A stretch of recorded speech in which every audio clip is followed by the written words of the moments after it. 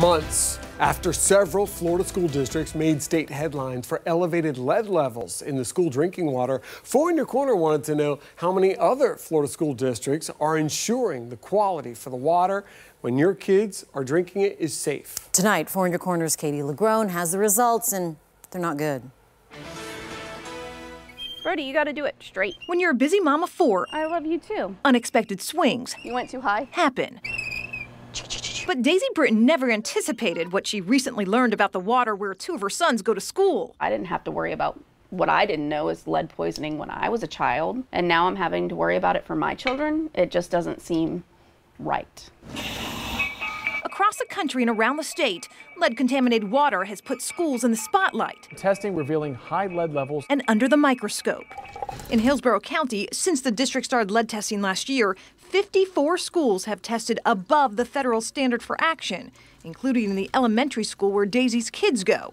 2 water fountains there recently tested nearly 4 and 5 times above that federal standard, and nearly 50 and 70 times above what the American Academy of Pediatrics deems a safe level for kids. I was amazed at the levels of them. It was actually shocking. While the school is replacing those fountains, we've discovered the majority of Florida school districts do not test for the metal toxin. Florida law doesn't require lead testing on campus, which is why we discovered across our state school policies run the gamut. From some school districts conducting annual lead tests on water fountains like this one on campus, to others relying on counties and cities to test off campus, and still others doing no testing at all. Of 66 Florida school districts who responded to our request, nearly 60%, more than half, don't do any testing for lead in the water on campus. Oh, we got another water fountain right down there too. Sarasota County invited us along as it started testing school water about a month ago. Why has it taken so long?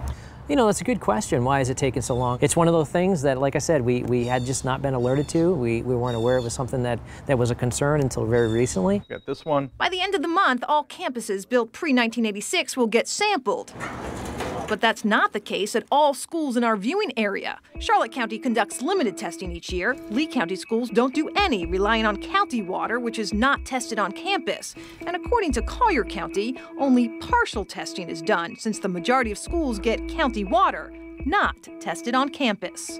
It's a statewide failure spelled out in this 2017 Environment Florida report, where the Sunshine State got an F for failing to keep school water from becoming laced with lead. Lead testing is like Russian roulette. We don't really know what's out there, and so certainly that means that Florida is not tackling the solution as well. The group, which has voiced its concerns for years, is now calling on lawmakers to adopt new school lead rules, from annual testing to mandatory filters. Ready? Whoosh! They get 2 bottles of water in their book bag. Still, Daisy Britton is concerned. I don't want my child to be poisoned where they're supposed to feel safe.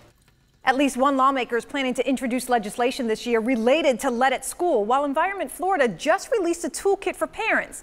Check that out along with our exclusive database to find out if your child's district is testing for lead in the water. Just head to our website. Katie LeGrone, Fox 4 in Your Corner.